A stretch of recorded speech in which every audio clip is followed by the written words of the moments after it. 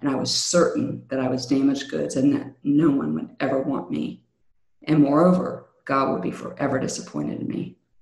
I should have known better, right? I should have told somebody.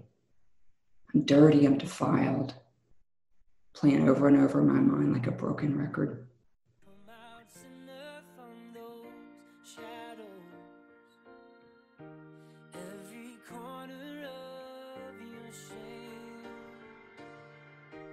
Don't you know you're his beloved? You don't have to hide your faith. Isn't that amazing grace?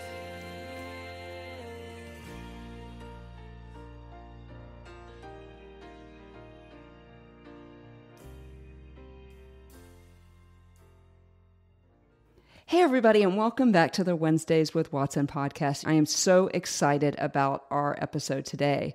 Today, our episode is with my counselor, my therapist, Dr. Thomas Petit. If you are familiar with the Wednesdays with Watson podcast, you've heard his name many times, and you also would have had the opportunity to hear his first appearance on this podcast of PTSD, Jesus and Me.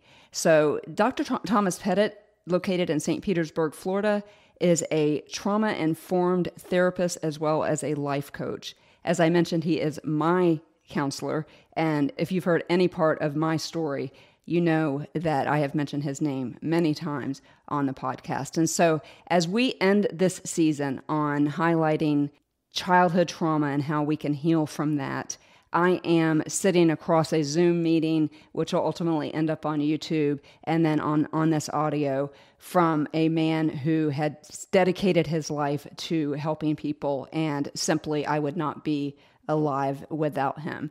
And so it was really, really important for me, and I'm so honored that he is here today. Before I introduce him formally, I do want to make sure that we give you an important disclaimer here. Dr. Thomas Petit is here for entertainment and educational purposes only. This does not equal therapy.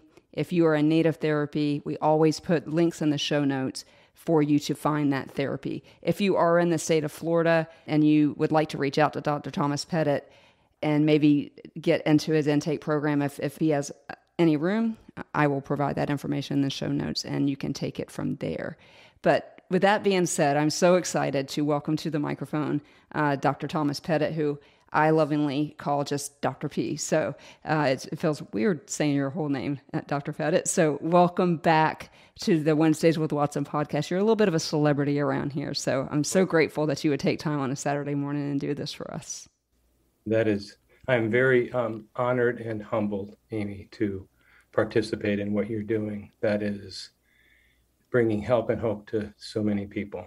And it's just a privilege and a delight to get to share this time with you. Well, I'm just, like I said, I'm grateful that the Lord provided a counselor for me back in 2007 when we weren't sure that I was going to be on this planet much longer. And it is because of the work that we've done that I'm able to do what I do. And so it's so neat to me how that trickle-down effect, how God is so faithful for us just to pass it on. And that is my goal with the Wednesdays with Watson podcast. Just a little bit of housekeeping really quickly, though. I do want to say that Dr. Petit's office is one of the recipients of any scholarships that we give. They are set up to be able to do that as long as the patient is of consent with that. And our very first scholarship, in fact, was just that. And so that is really important here at the Wednesdays with Watson podcast. Well, let's just jump right in here. Dr. Petit, I told you when I sent you the notes for the interview that you don't get out of the first question, which I laugh every time I ask it because people have said, of all the questions you sent to me, this has been the hardest one for me to answer. And I meant it as an icebreaker question, but it really has turned into this amazing question where people have had to dig deep and go, well, how do I answer this question? So my first question for you is, what is your favorite thing about how God made you? So if I were to have answered that in younger years, it would have been my mind. He's gifted me with a good one. But currently, and I struggle to say this because it just doesn't feel comfortable to say it. but I would say my heart, Mm. especially since he has chosen to continue to help that heart and grow that heart and heal that heart and open that heart and enlarge that heart. So it's a surprising answer, actually. Surprised me. Yeah, I thought it was going to be the mind trap that is Dr. Pettit. Right. Yeah, I really did. But So Amy, when I ask you later to edit this, don't do it. Just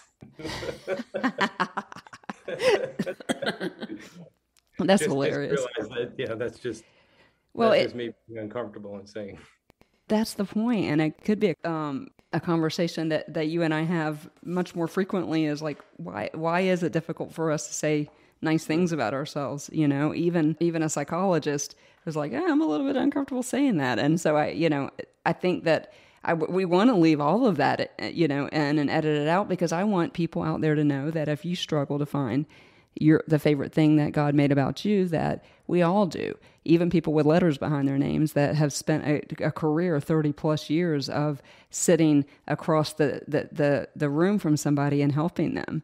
And so I love that answer. I really do. Well, as I mentioned, you are a little bit of a celebrity around here.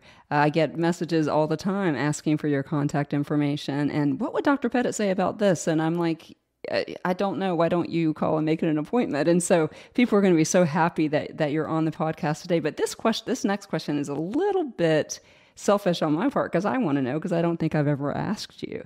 But what made you want to be a counselor? What made you want to use that expanded heart and that amazing mind that you have to walk people through unimaginable pain?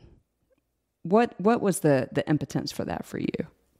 so back in my middle 20s, take it a step back in my junior year in college, I was privileged to lead a couple of young men to the Lord, one named Rick, one named Greg, who were from the same hometown, and they were friends. And as I was discipling them, Greg shared with me that he had had a traumatic experience in his background when he was 8 years old. And what had happened was there was a fire in their home, and Greg was the oldest of three children, and he dragged his two siblings out into the driveway, and then went into his parents' bedroom and dragged them out of bed. The fire started in their bedroom and onto the driveway.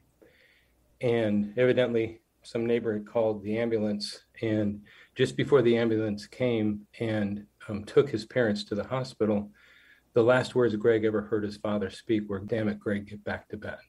Wow. And he struggled because of that. He had anxiety, he had panic attacks, and all I knew to do was to care for him, to love him, to be present, to pray with him and for him and get into God's word. And the only other thing I could think of was to suggest that he talk to our local pastor, which he did, and that was somewhat helpful. And the pastor recommended a book by a Christian counselor back at that time called, I think it was The Art of Learning to Love Yourself by Cecil Osborne. And in the appendix, he talked about this group, this ministry that he had, this work that he had called Yoke Fellows, which was based on primal scream therapy in a Christian fashion somehow. And the whole notion, at least that back then, or at least what I understood it to be, is that as you relive and cry out the pain, it's released and you're released from it. So I didn't know. I thought, if I'm all for whatever helps my friend, my loved one. He went there, came back. He went there with a little bit of insurance money that his parents provided, and came back and said, yeah, kind of thought it helped. But what he had to do is every time he felt the anxiety coming on, he had to leave wherever we were and scream into that and get it out and then come back to. And I remember thinking, I don't get that. I mean, that doesn't make sense to me. if the whole primal scream thing is to release the pain, you shouldn't have to redo it. Yeah. And so evidently it didn't work as well as Greg needed it to, and we hoped it to. And so the next summer he went to Janoff's clinic. He was the guy that originated this out in California. And Ruthie and I were off at a summer training camp with the Navigators. And we came back to the news that while Greg was there, he had taken his life. About that same time, our state director for the Navigators, Bill Tell, brought Larry Crabb and his wife Rachel were coming to Stratford Park Bible Chapel in Champaign, which is where he attended when he was a student at the University of Illinois, to do a marriage retreat. And kind of did double duty. Bill Tell, our state director, was a member there in their assembly. And so while Larry was doing the seminar there, he had a 4-hour seminar for us staff on a Saturday morning. And in preparation for that, Bill Tell gave us Larry's book at the time, Effective Biblical Counseling. And I didn't want to have anything to do with it. It was a book written by a Christian counselor. And so it sat on my inbox until the night before the seminar. And my resistance to reading it was, it's either going to tell me one of two things. Either take 2 verses and call me in the morning, or set aside the truth of God's word in order to swallow something that ends up with people taking their life. I didn't want to have anything to do with it. That Friday night, I read the entire book, and my sole purpose I didn't want to look stupid. Let me just interject here. Dr. Petit is an Enneagram 5. Yes. Yes, so Absolutely. that was free. And it wasn't what I expected. It didn't do either. And in fact, it did the opposite. It had a depth view of both people and their design and the life in the Word of God, and it combined the two. I wasn't expecting that. It was like a glass of fresh water. Ruthie and I went to the seminar. That was like a drink of living water. And at the seminar, he said that this was a 4-hour version of a 40-hour, a week-long or 2 long weekend seminar that he did for late counseling in the local church. And the moment he mentioned that, I knew that was the next step. When we went to that in Chattanooga, Tennessee, we had a choice to pay our rent or pay the tuition. We paid the tuition. And before we went, there was 4 $50 bills in our mailbox, and our rent was $200 a month. This is back in 1980.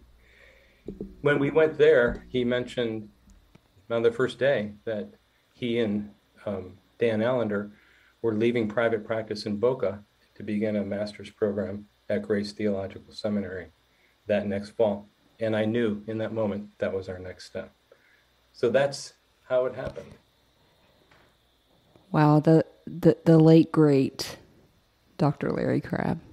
Yes. You know, it's so interesting, and we're definitely going to head to the main part of the podcast, but it's so interesting because Dr. Crabb's legacy lives on because I'm not sure what years those were for you, but when I was at Clearwater Christian College and my intro to psych class, and I won't cite the book here, but it was take 2 aspirin and call me in the morning, or take 2 Bible verses and call me in the morning, or as so often I say, if you've got a problem, I've got a Bible verse. There was a book written by someone very famous that people listening to this podcast trust, but it was just that. It was there was no room for the humanity and the pain that the humanity that we as humans feel as a result of the fall of man, and therefore biblical counseling was just that. Was just your faith isn't strong enough, you're not praying hard enough, you don't know enough Bible verses, And it really turned me off as well. And so I have such respect for Dr. Crabb. I actually ended up at that same college taking a class with a good friend of mine who is now also a psychologist, Dr. Kristen DeWitt, who turned me on to Dr. Crabb. And I've got most of what he's ever written, and I knew that he was a heavy influence on you for sure. But I know I'm, for one, am grateful that you answered that call, and so are my listeners. Well, Dr. Petit, I opened the podcast. Now, the YouTube listeners are going to have to actually go to the audio version to hear a story that we are basing everything that we're talking about today. And it doesn't mean that if you're on YouTube, you're not going to understand what we're talking about today. But there was something very powerful that happened at the beginning of this year as I began my journey into healing, because you and I have been working together since 2008, and we had to start with the latest trauma. And unfortunately for me, as my listeners know, so much of that trauma continued well after my domestic violence exit and all of the things. But now we finally are able to get to, and I felt like I was able to begin to deal with some of my childhood trauma, which is what this season has been about. And you and I have been working together since 2008. I saw you in January of 2022 and told you some things that I had never told you, much less anybody else on this planet. And I had stumbled across a picture of myself as a child, and you and I wanted to do some work with little Amy, because that was where we were struggling. And, it's kind of, there's some woo-woo words out there called reparenting and things of that nature. And so I had been chasing that idea of reparenting, and I was not able to wrap my head around what that meant. And we'll talk about that more as we talk. But if you have not heard the episode before this one, which was the solo finale that led into this conversation with Dr. Petit and that we keep referring to, you're going to want to go back and do that. It's the episode right before this one, right there in your podcast app. But that experience was so incredibly powerful, and we're going to talk about it a little bit today. I count it as holy ground. But I'm just wondering, after 30 years plus of counseling, how that experience was for you. It was awesome. And I don't know if I've stated this, but so I have, I think, an understanding of the construct of reparenting. Can you help us? Because I'd like to understand, and so will our listeners. I'll help in a way that I can, because I have not studied it. I have not dug into it. So there is, in all likelihood, I'm confident that there's a lot out there that people could access, but I'm not going to be helpful with that. So it's more of a, well, kind of what we did in that day in the office, right? Right. And so the way I view that is, so Paul's prayer in Ephesians 3:14, he said, "For this reason," everything that he just written, "I kneel before the Father, from whom his whole family in heaven and on earth derives its name. I pray that out of his glorious riches," and then he goes on from there. So my understanding of reparenting is that our Father is constantly, continually reparenting us. And he's filling in the gaps. He's touching, cleaning, clearing, healing wounds. He's setting development right. He is helping us to mature in love. So Paul's words in 1 Corinthians 13:4, "When I was a child, I talked as a child, I thought as a child, I reasoned as a child. When I became mature, a man, a woman, I put childish ways behind me, and only childlike and Christ-like remain." And so, and one of the things that I'm sure we talked about the first time is our emotional brain that stores these experiences can only and always be about protection, survival, safety. So it's always working for us, but if it's working for us in old, familiar, non-updated ways, it's really not going to be helping us to thrive and to flourish. And so reparenting, if you will, is walking. So the Lord is not bound by time, right? Right. Yeah. And so walking with him restoratively to provide what was needed all along. So we get to participate with that. I'd love to let that breathe. Walking with him restoratively to provide what we should have had the whole time. Mm-hmm. So just a little bit of research I know with reparenting, and one of the reasons why I'm so nervous about using it is because there are some aspects of it that I think that probably does not fit inside the confines of a faith-based approach to healing. But I love that, like, he is constantly working for us to make those things that should have always been now. So when we talk about reparenting, I think that, like, the day that we sat in the office and the audio listeners heard the story, and I'm going to keep referring to it, much of my childhood trauma was attached to shame and dirt and uncleanliness and guilt. And I was listening to a song as I was praying right before this interview by Natalie Grant, where the lyric says, "There's nothing so dirty that you can't make worthy. I am clean. I am clean." And you just spoke to that. And I think that because the way God made us, like you said, our emotional brains do what they do. The idea of reparenting and taking care of the child, that I never ever thought about that passage in 1 Corinthians where Paul said, "When I was a child, I spoke as a child, and I put away all childish things, and then I became an adult."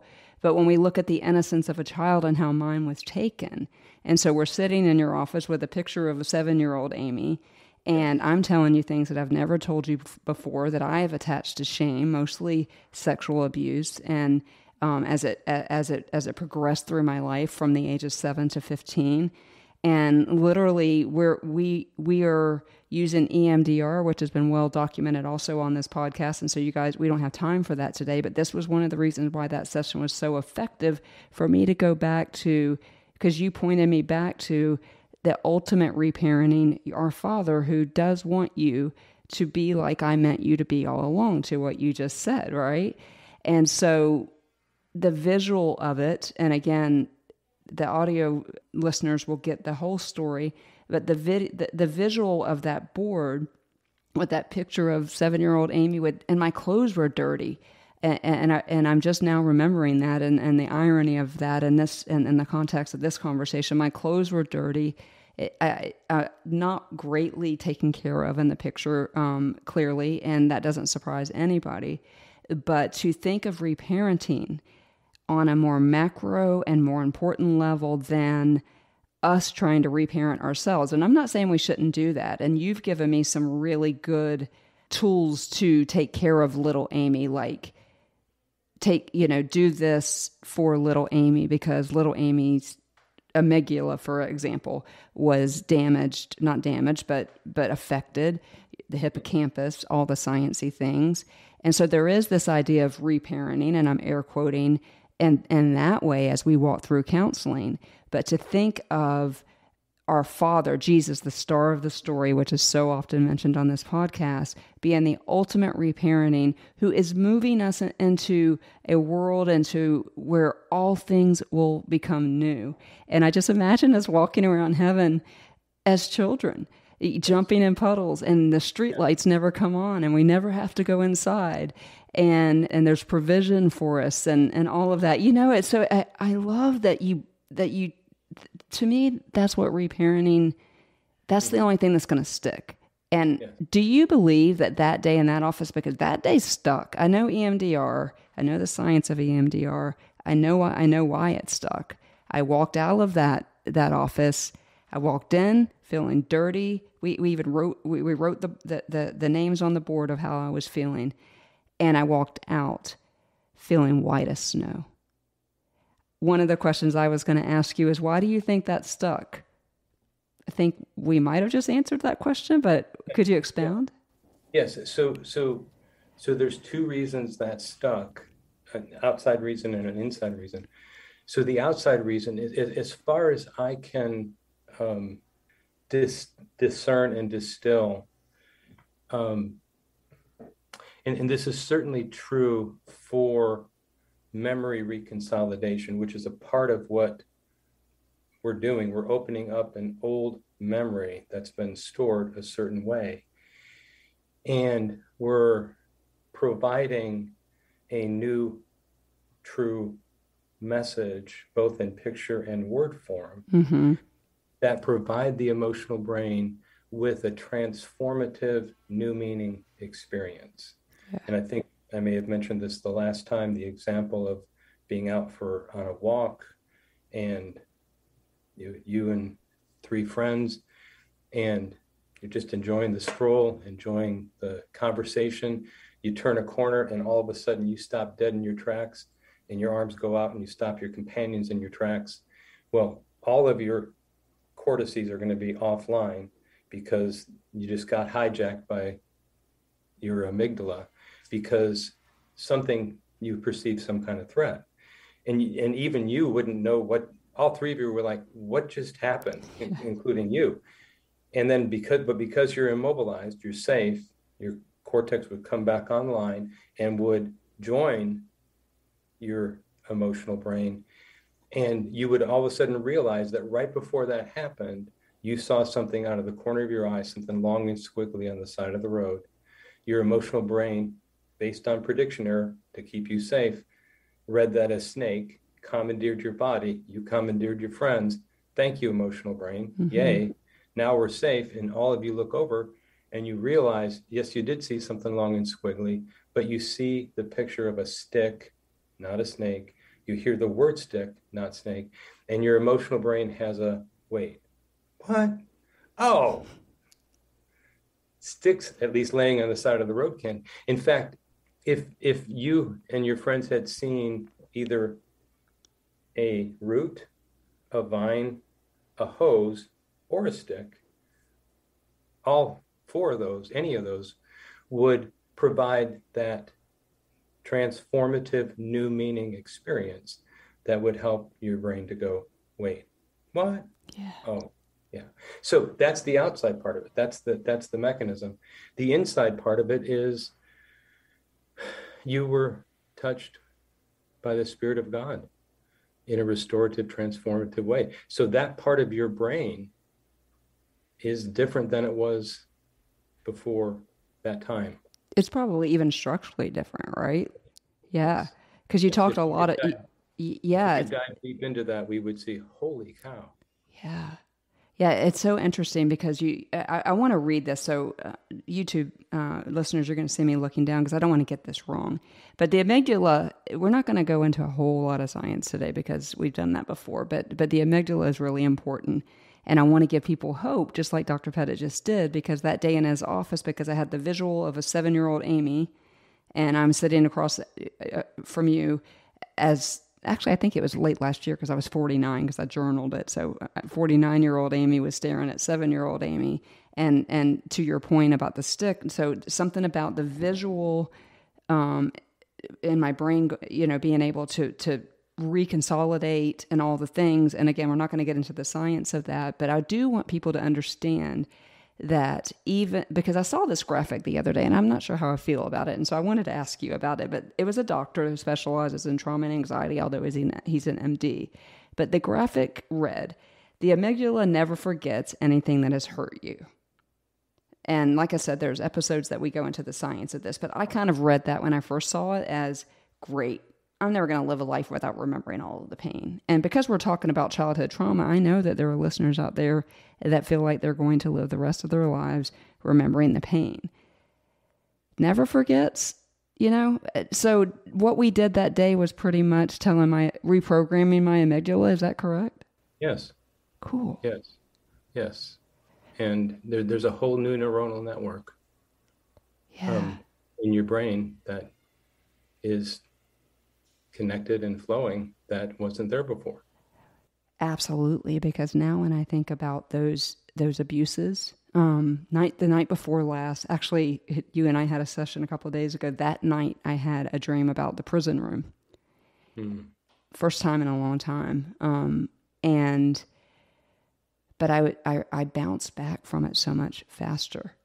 Even in my dream, like when I was walking into the prison room, I was 7, and I was sad. But yet somehow my adult brain knew, but that was then, this is now, but let's walk in. It gave me the ability in that dream or flashback or whatever we want to call it to walk through. And I have a memory of every corner of that room. And so in my dream, everybody else was behind me looking at the beautiful restorative house that was built in the 1800s. And I was in the prison room and the door was the same. But I woke up the next morning, was not activated, but was like, wow. But it was so weird, Dr. Pettit, because it was almost like, and I don't want to like freak people out, but it was like I saw that same picture that we hung up in your office that day, and I saw another little version of Amy holding her hand and going, let's go visit this place that caused you so much pain because we can now. Yes. Yes, because it's over and it didn't mean what it felt like it meant. And all things are being made new. Yeah. Yay. Yeah, it was amazing. And so that's real-time information. It literally happened. I saw you 48 hours ago, and that night I had that dream. And I just there and so it does lead me into this because it even kind of answers my own question. But you know, I have well-meaning people that love me. They love me. They love me. They love me. I'm so grateful for my community. Constantly, people are telling me to show compassion for yourself. Stop being so hard on yourself. Stop the negative talk. And I got to be honest with you. Before that session that we had, when somebody said that to me, that felt like a physics problem. Like I would much rather figure out quantum physics than to how to show compassion for myself. I'm a wordsmith without words to say things nicely about myself. And it is something that I still struggle with today. But after that session, when I walked out with the truth in my mind that I'm the precious daughter of the Most High God, clean, not fatherless, not an orphan, not damaged goods, not a throwaway kid. This is what I want for my listeners. People that aren't as far along in my journey and their journey. Do you have any practical advice for self-compassion for adult survivors of childhood abuse? Like anything practical at all? And again, this is a nice time mid-interview to remind everyone that Dr. Pettit is here for educational and entertainment purposes only, and this is not therapy. But I'm just asking your opinion on this or something that maybe has worked for you, for those people who have not had that experience that I had in your office, where I am now able to go back and go, nope, I'm clean, I'm redeemed, I'm loved, and I'm all the things. And again, if you have not heard the episode before this one, which was the solo finale that led into this conversation with Dr. Pettit and that we keep referring to, you're going to want to go back and do that. It's the episode right before this one, right there in your podcast app. But what are some things that adult survivors of childhood trauma can do to show compassion for themselves? Because I know I spent 49 years trying to overcompensate all that pain, and lots of self-loathing because I couldn't make it happen. I couldn't heal. I couldn't get it out of my amygdala. I couldn't get it reprocessed. I couldn't get it. So it felt, somebody was like, say something nice about yourself or be gracious to yourself. And to us, without the help that I got in your office that day, it's a physics problem. Is there something even so simple that my listeners can grab onto? So, I'm pretty sure last time we did this, we talked about the 4 colors, right? I'd love to talk about that again. Okay. But I think what might be different is there's kind of a new way of talking about it. In fact, one of the colors has changed from yellow to gold. So that would be okay to... I would love that, because when we did it on the initial episode, the audio is not near as good as it is now. And so this is not only for adult survivors of childhood abuse, but this is for anybody who is in an activated, anxious state. This is beautiful. Everyone stop what you're doing, because this is an unbelievable visual way to calm things down and show compassion for yourself. Yeah. So this is going to be a bit of a picture and a story answer to your question, but it will end with a direct answer to your question. So it's helpful to think in terms of 4 colors. I wanted to just circle back to something you said earlier about your what's changed in your dream and I believe this is something that we talked about, about the emotional brain, that one of the things that it does, it takes a snapshot of a worst part of the experience, and then it writes, like with a Sharpie, it writes meaning, like dirty, worthless, damaged goods, throwaway good. And so there's 2 things there. There's a frozen frame that we just keep revisiting. And that's counterintuitive to our rational brain of, why are you taking a snapshot of that? We don't want to remember this. We want to forget this and move on. And and the emotional brain, again, being all only about protection and safety and survival, will say, are you kidding me right now? If I forget this, you have no idea, literally all hell will break loose. So it takes a snapshot, and this is why you rationally, you're not still 7. You haven't been 7 for 43 years. I had to do the math. And you can do the math. Right? Yeah. So, but your emotional brain in those places hasn't gotten that message yet, among other things. And so that's where the reprocessing helps the emotional brain to get the message that it needs. And then, so every storyline follows this thread. So, and then, now. And so the frozen frame, we want to weave that storyline. So that happened. So this happened, and this is true. Then, like you can tell the story, then we got to revisit that intentionally, reparent 7-year-old you. And now this is what you were. So the frame is unfrozen. The movie's continued in real time, that it's now updated, that in real time you are clean, right? I love how in John 13, when Jesus is washing the disciples' feet, he said, you're all clean except one. You just need your feet washed. Can you imagine Peter hearing that? Wait, I'm clean? Yeah, you can imagine, because you are. You're blowing my mind, actually. I never even thought about that. Right? Yeah. Right? So the 4 colors, red, green, blue, and gold. That's the change. It used to be yellow. It's now gold. So I'm picturing a diagram, 1-page diagram that in my mind, and on the top it says processing, in quotes, the H out of threat. Because whenever our emotional brain experiences a threat, it gets activated, whether it's real or perceived. And our color for activation or reactivity is red. Right now, we're in the green. So green represents the mode that our brain and mind can be in, that's resting, responsive, receptive. It's like green, like the Good Shepherd, the meadows that he causes us to lie down in. It's where we desire to be. It's where he desires us to be. And it's where we are right now, as we're having a meaningful, purposeful conversation. Not only that, but we believe that Jesus is right here in the space between us, because he said he would be when we do this. When 2 or more gather in his name, he's right here with us, with healing in his heart, with help in his hands. And yet, while we're in the green, if somebody were to knock menacingly at either of our doors, guess where we're going? Mm-hmm. we're going red. Yeah. And it would only mean two things. And we wouldn't know if somebody's out to get us or if somebody's in desperate need of help. But it Right. wouldn't matter Right. because threat is threat. We would go red and it would only mean two things about us. It would mean that we're human and we're healthy.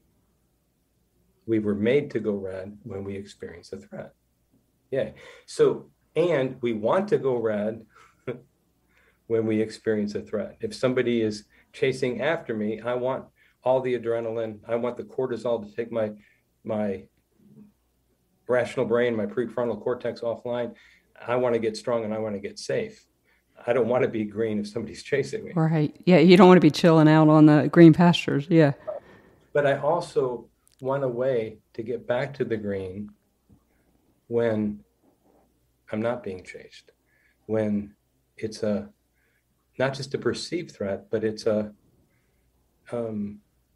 echo threat. It's something that's surfaced. So what this is a model for is really two things. One is emotional regulation. It's a way of getting from.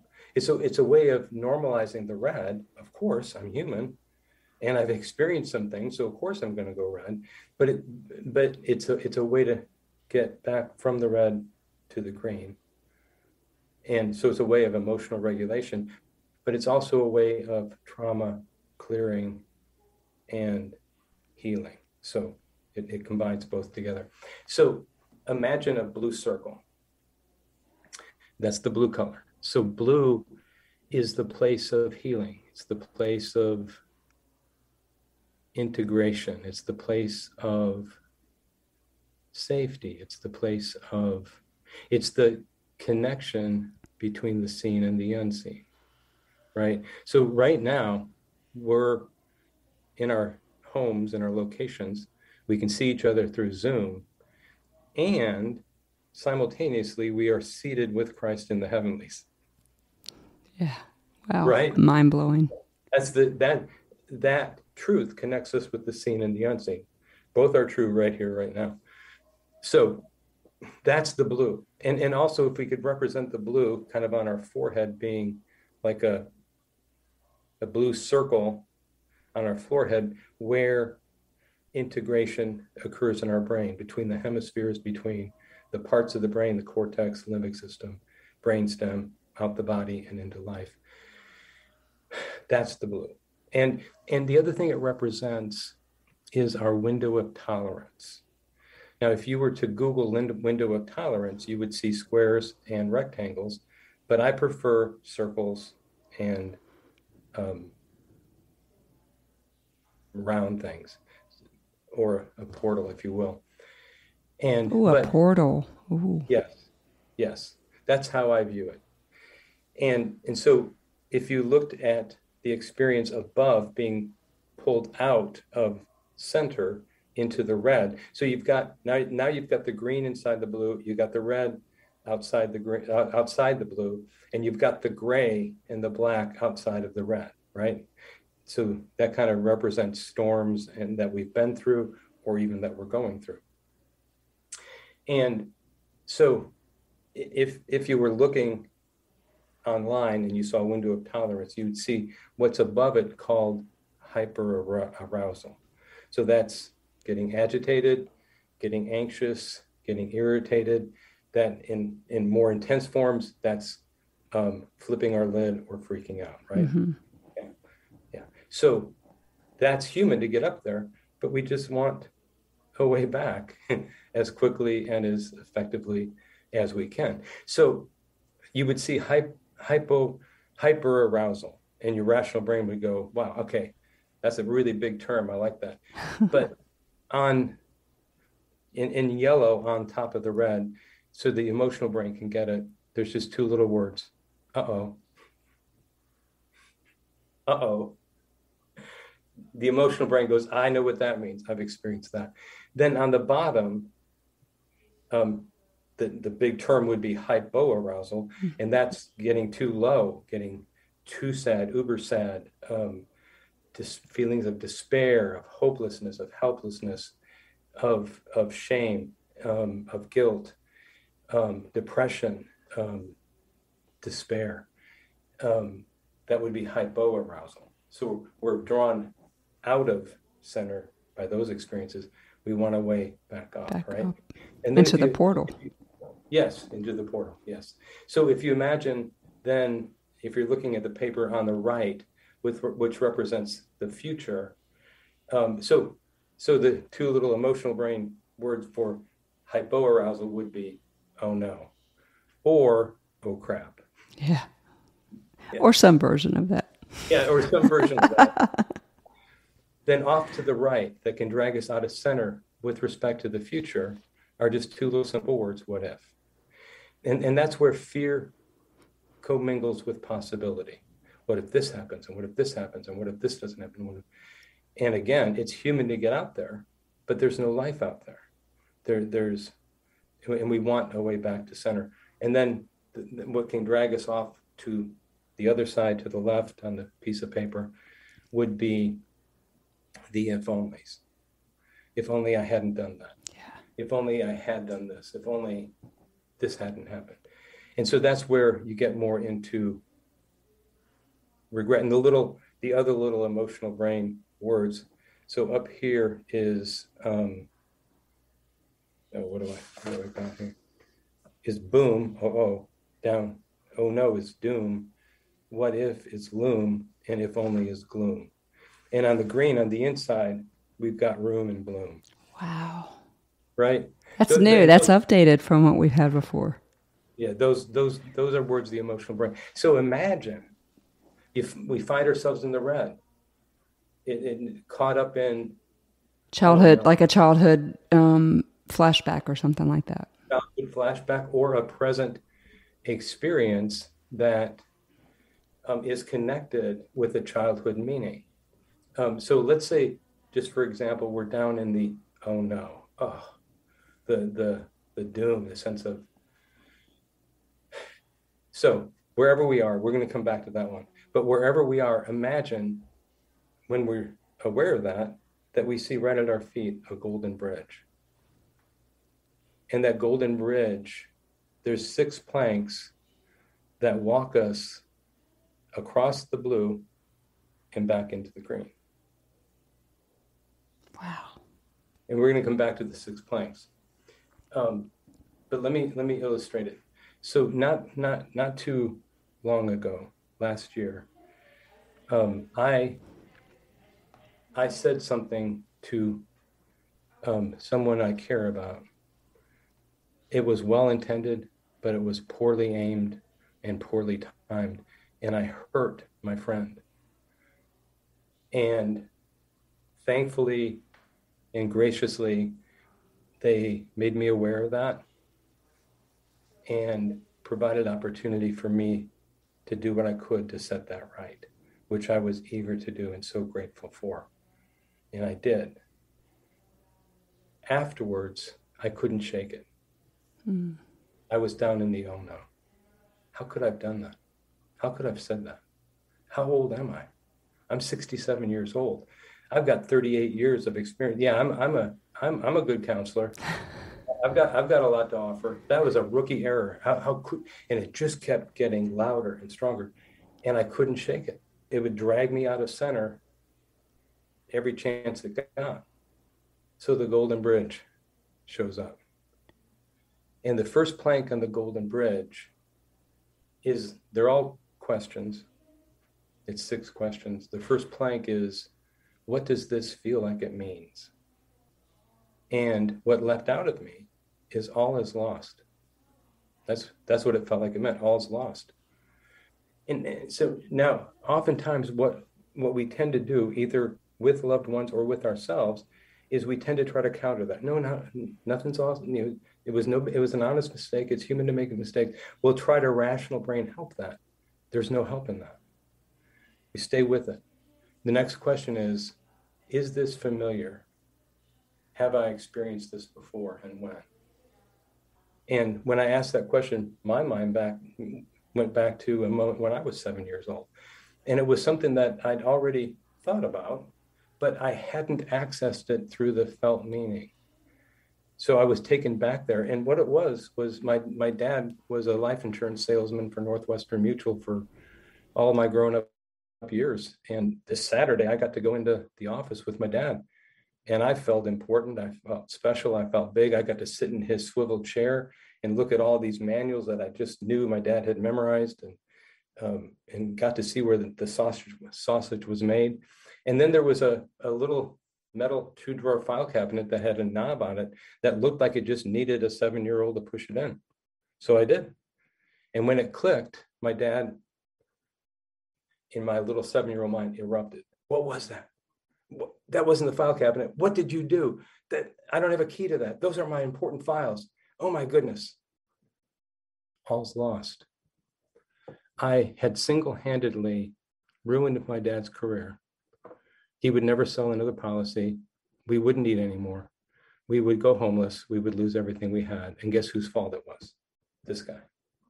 So, and again, we touch on that, and we want to go rational brain to talk us out of that. That doesn't meet the need. Next plank. What would I love to experience instead of that? Nothing came until a couple of hours later. This was just one morning when man, I'm not shaking this. I need help, Lord. I was with a client, and in that moment, I heard these words come out of my mouth to the client: all is well. And when I heard those words, they resonated. The Spirit just, that's what I long to hear. And then the next question is, what message does my emotional brain need to receive in order to heal, clear, update? That was the message. And then the next question is, what picture does my emotional brain need to see? Remember the stick? Okay, I need to see either stick, hose, vine, or root. What picture does my emotional brain need to see to receive that message? All is well. And a favorite picture that the Lord has given me for years. I've got this fireplace in my mind. It's the fireplace of the Father's love. There's a dining room table, and the Lord is always sitting at it, just like he said he would. He told me that in Revelation 3:20 when I was 18.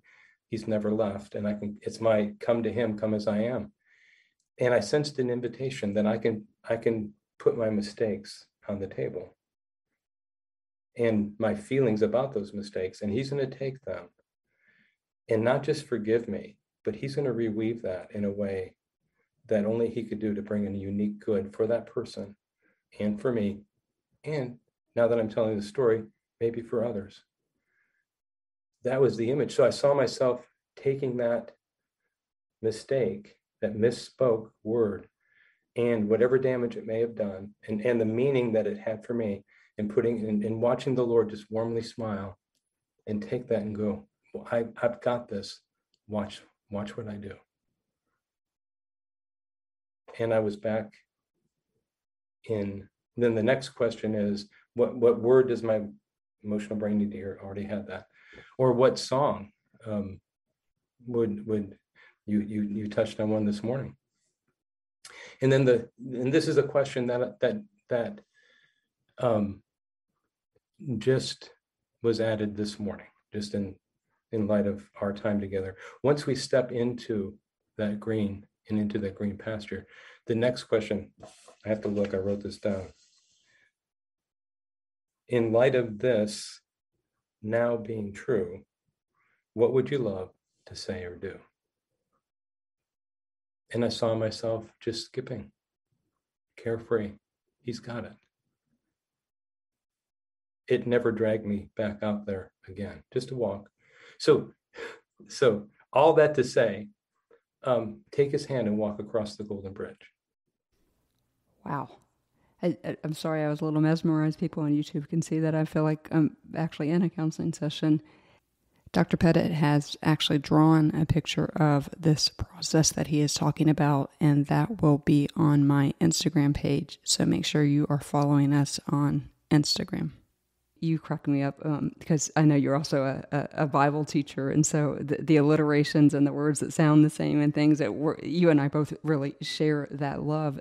But listeners, what Dr. Petit has just done for you.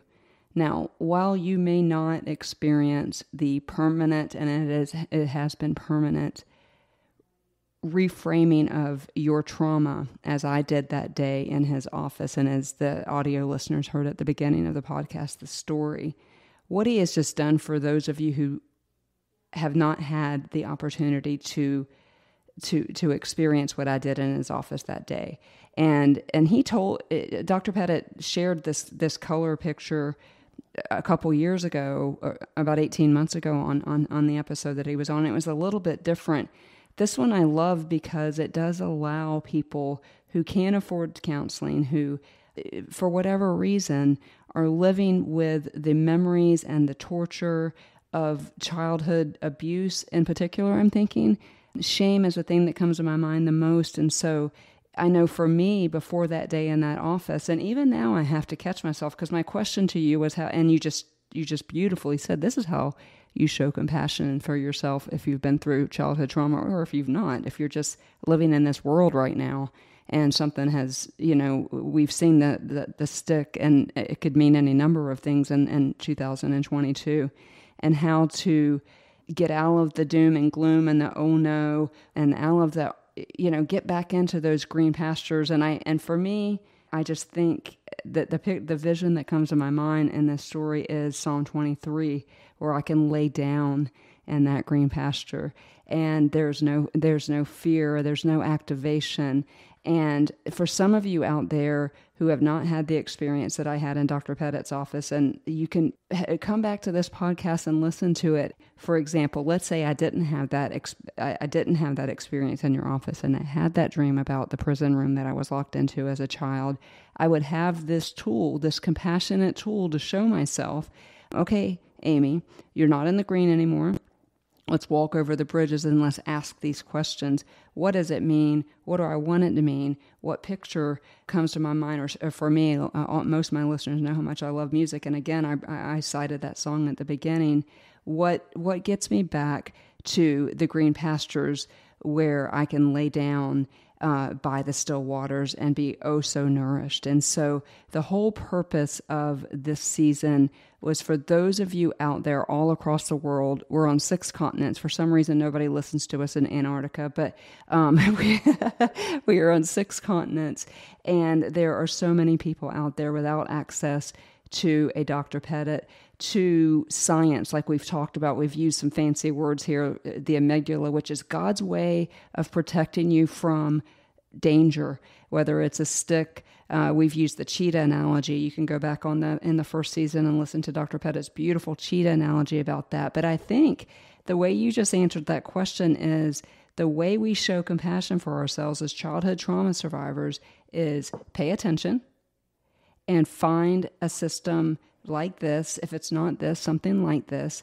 that gets you back to baseline. You talked a little bit about window of tolerance there, and just in case a couple people don't know what that is.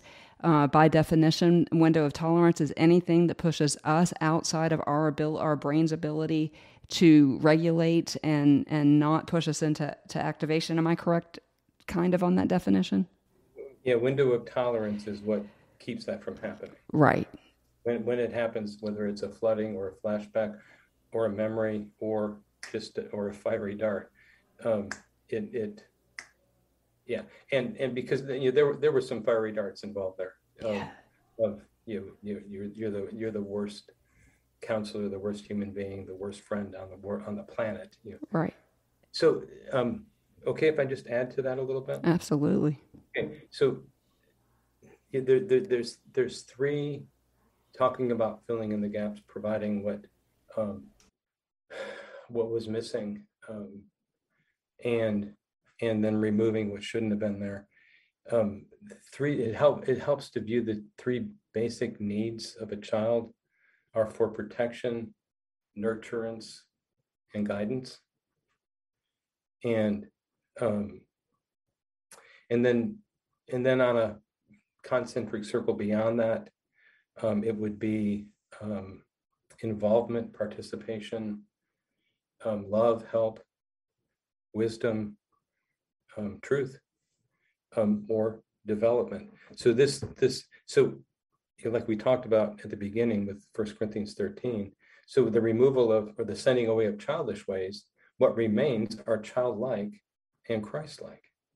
Yeah, it's not like, okay, no, I'm an adult, and we get to be the way he intended us to be all along. And so there's an acronym called COAL, COAL, that Dr. Dan Siegel came up with. And so this is like an intrapersonal weave. So let me just state it and then expand it a little bit. So the first C is curiosity. Huh, that's interesting. I wonder what that's about. I wonder where that came from. I wonder what makes this so strong for me. Why such a strong reaction? And then O is open, being open to whatever comes up. And then whatever comes up, to respond to it with acceptance, of course. Yeah, that's human. That makes sense. And then the last L word is love, is providing a loving response to ourselves as that comes up. I think it's helpful to contrast that with a bad form of COAL, because this is what often happens. So the C would stand for critical, contemptuous, and condemning, right? Yeah. So this past year, Oprah wrote a book with Dr. Richard Perry, psychiatrist, and the title of the book is called "What Happened to You." And their whole point of the book is to get in between what typically is the question that is either inside the person, or people ask about, what's wrong with you? What's wrong with me? What happened to you? So what's wrong with me, or for me, what the heck is wrong with me? I mean, come on, let's get serious. I got to figure this out and get rid of this. So that's the C. The O is ostracizing, where we cut ourselves off from parts of ourselves. Just get over it. Forget that, leave it behind. And sadly, we can misuse scripture on ourselves and on one another to do that. We can take Paul's words about forgetting what lied behind and use it to ostracize ourselves, rather than actually working with the Spirit to find a real way to do that. And then the A is attacking, accusing, arguing, or even assaulting. Yes. Oh, and trying to annihilate. I mean, that would be the ultimate aim. And then L, you mentioned this at the beginning, is loathing. Yeah. So add that to the bridge and picture our high priest walking across the bridge with the good coal, and we get to participate in that. And so what I would add on the good side to the C would be not just curiosity, but compassion. Mm. Yeah. And the O, I would still say open. And the A, in addition to acceptance, the next word I would attach there would be awe. Mm. Standing in awe of one of Ruthie and my favorite quotes says this: "Here is what we seek, not just for others, but for ourselves." That was parenthetical. Here's what we seek: a compassion that stands in awe of what the poor have to carry, rather than in judgment of how they carry it. Wow. Yeah, and that includes the poor in spirit. That includes the impoverished parts of ourselves. Standing in awe of, and then the third word, and this one just came this morning, is the word agape. Our mouths go open, which, and the reason I love that word is because pronounce that a little bit. Yeah. I know you will. Yes. Isn't that fun? It's imperative. Yeah, and this is the fun part of being a 5, is getting to participate in things like this. Well, and given these aha moments, like I've been in counseling with you for a long time, and this morning I've gotten all of these aha moments, and I'm thinking to myself, okay, tonight I'm going back and listening to this because there's some things that you've said, particularly on this compassion for ourselves. And guys, this is for everybody. You do not have to have experienced childhood trauma to walk yourself through compassionately over that golden bridge with our high priest back to the green pastures where you can lie down. And I always think of that passage in Psalm 23, where the sheep can lie down. We know sheep are the dumbest animals on the planet, but that's not why they're lying down. They're lying down because they are being protected by the great shepherd, right? Or you can interchange the high priest as we talk about the portal. I just love that portal. And so what Dr. Petit has provided for us today is exactly what happened for me that day in that office. And so for the listeners under the sound of my voice and for under the sound of Dr. Petit's voice, I hope that you will take the time to listen to this on one speed, maybe come back and listen to it, read the transcripts, and implement this into your life as you chase healing. I had another therapist on the podcast that said at one point to me, your trauma is not your fault, but your healing is your responsibility.